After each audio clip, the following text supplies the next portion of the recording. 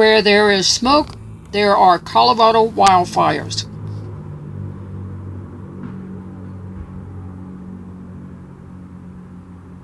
A recent August 8, 2020 trip to the top of Flagstaff Mountain Park in Boulder, Colorado, our lookout view from Sunrise Circle Amphitheater was obscured by heavy smoke from the Pine Gulch wildfire just north of Grand Junction, Colorado. The smoke and smell had drifted miles to the north near us.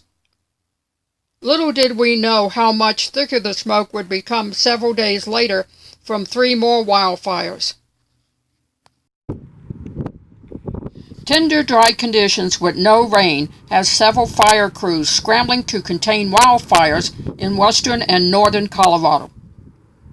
The Grizzly Creek fire near Glenwood Springs has burned over 13,000 acres. The Pine Gulch fire north of Grand Junction has burned over 73,000 acres. The Cameron Peak fire burned over 4,000 acres, no containment as of August 14, 2020.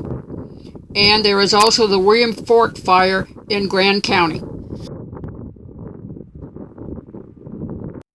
Interstate I-70 has been closed in both directions, east and westbound, to traffic due to smoke in the air. We went to Rocky Mountain Metropolitan Airport in Broomfield, Colorado to see if we could see any firefighting aircraft. While general aviation continued flying from Rocky Mountain Metropolitan Airport, 2 firefighting planes were on standby awaiting orders. Aircraft firefighter pilot Cory of AeroFlite Incorporated agreed to talk to us about fighting the Grizzly Creek fire while they were on standby today. Oh my. Yeah, 2 of us went up there last night. We have been working at Grizzly Creek and we got pulled onto that, diverted, and we got there and it was just too rough. Yeah, we couldn't get low to get a drop in. Now they don't even have ground crews on that one right now. They do now. Oh, they do now. Yeah, they immediately upgraded it, so they've got what we call a Type 1 incident management team on it right away this morning. Usually you've got to wait till a fire gets pretty big before you get that. It's got to go through its channels. You start with the local team, then a Type 2 team, then a Type 1 team. And there's so much beetle kill. There's so many assets at risk up there. They immediately jumped up to a Type 1 team. So I think the next 3-4 days we're going to be really busy out here. Wow. Yeah. So that's why we have to keep it as clean as we can. So do you just hose down water then? Yeah, and then about it depends on the time of the fire season. When we're working pretty heavy like this, about once a week and maybe once every 2 weeks, we get out there with brushes and soap and start washing it off. We're trying to put a waxy lay procedure before it goes into the winter maintenance program. And then in winter maintenance, every year we actually take the tank off of the side of the airplane and clean it all down on the inside of the tank, clean the fuselage down the inside of the fuselage. That's what that bulge is, that's our tank. That's your tank. Everything's external in ours. How long have you been doing this?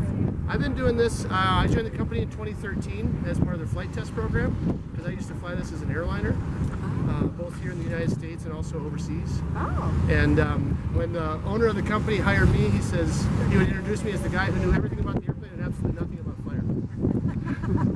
So he kept me humble. But he had a really good philosophy of taking guys who were really experienced in firefighting and teaming them up with guys who have flown this as an airliner for many years and putting them together. So we had a really good foundation with that. So 2014 was my first season. And that was our first season using this airplane. Colorado Governor Jared Polis visited 2 fire locations and hoped Interstate 70 would be reopened in 2 or 3 days. While several Colorado housing communities have been evacuated during the fires, it is hopeful that everything will be under control very soon. Lightning caused 1 Colorado wildfire, while the other 3 fires causes are unknown. We would like to thank all of the airborne and on-the-ground firefighters, along with emergency medical personnel, law enforcement personnel, the Red Cross, electrical power workers, and all emergency workers helping to save Colorado's people, their pets, homes, and forest from the raging wildfires. This is Elizabeth Brendage, media journalist, reporting in Colorado.